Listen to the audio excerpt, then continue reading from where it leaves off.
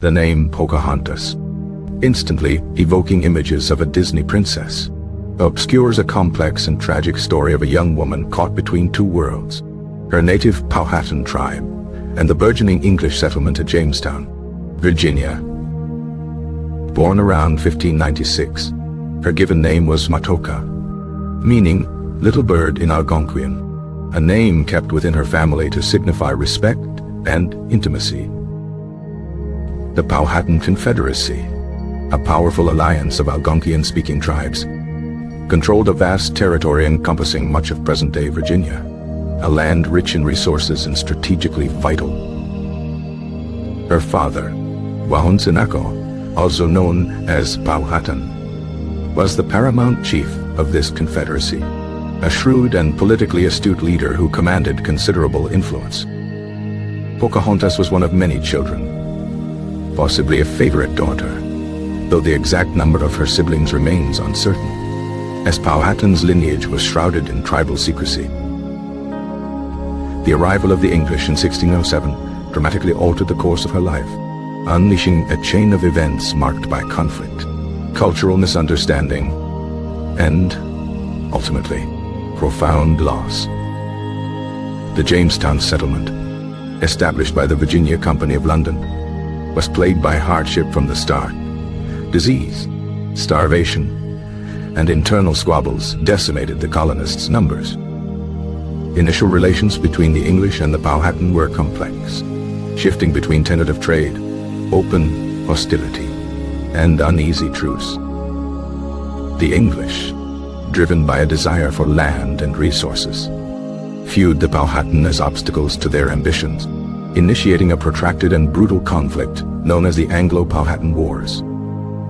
Early accounts suggest Pocahontas, likely a teenager at the time, played a role in mediating between the two groups, initially offering food and assistance to the struggling colonists. The most famous and most debated incident involving Pocahontas is the story of her saving Captain John Smith from execution, a narrative heavily shaped by Smith's own accounts. Smith's writings, while offering valuable insights into the early colonial period, are not without bias and should be viewed with critical consideration, especially regarding their portrayal of Pocahontas. While some historians question the literal accuracy of Smith's narrative, it's likely that Pocahontas demonstrated a willingness to interact with the English and offer gestures of goodwill. In 1613, Pocahontas was captured by the colonists during a raid on her tribe, marking a significant turning point in her story and in Anglo-Powhatan relations. Held captive for over a year, she was subjected to a period of intense civilizing by the colonists, who sought to transform her into a symbol of the possibility of peaceful coexistence.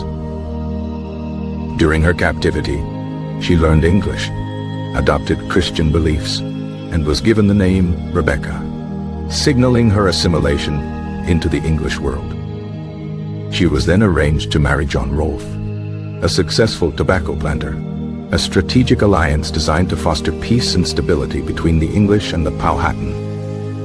The marriage proved remarkably successful. They had a son, Thomas, and their union brought a period of relative peace, known as the Peace of Pocahontas.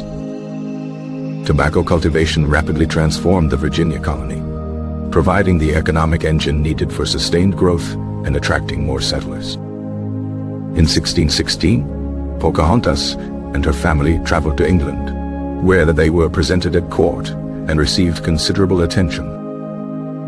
She became a figure of fascination for the English public, admired for her perceived nobility and gentle nature, though also subjected to scrutiny and criticism. She met with King James I, though the encounter proved less significant than initially hoped for, and she was primarily used to promote the Virginia Company's fundraising efforts. Sadly, her time in England was short-lived. She contracted a disease, likely pneumonia or tuberculosis, and died at the age of approximately 21 or 22 in early 1617. She was buried in the Church of St. George in Gravesend, England, far from her homeland and the people she once knew. The narrative of Pocahontas has been repeatedly retold and reimagined over the centuries, evolving from a historical figure to a romanticized icon.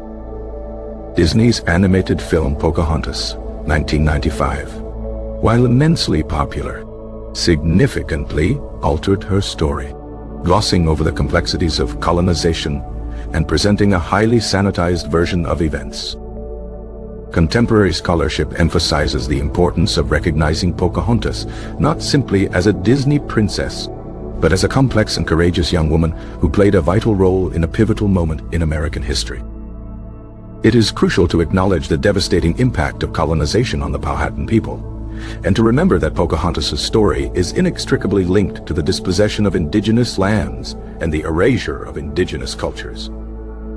But her legacy is a reminder of the enduring strength and dignity of the Powhatan people and the ongoing need for truth and reconciliation in the wake of historical injustices. The true story of Pocahontas is far more nuanced and tragic than the Disneyfied version. A story of cultural clash, political manipulation, and the loss of a young woman caught between two worlds.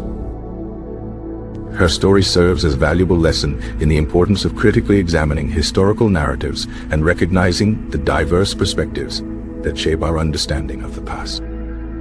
Pocahontas' name may be synonymous with a fictional princess, but her true story remains a powerful testament to the resilience of the human spirit and the enduring struggle for justice and understanding.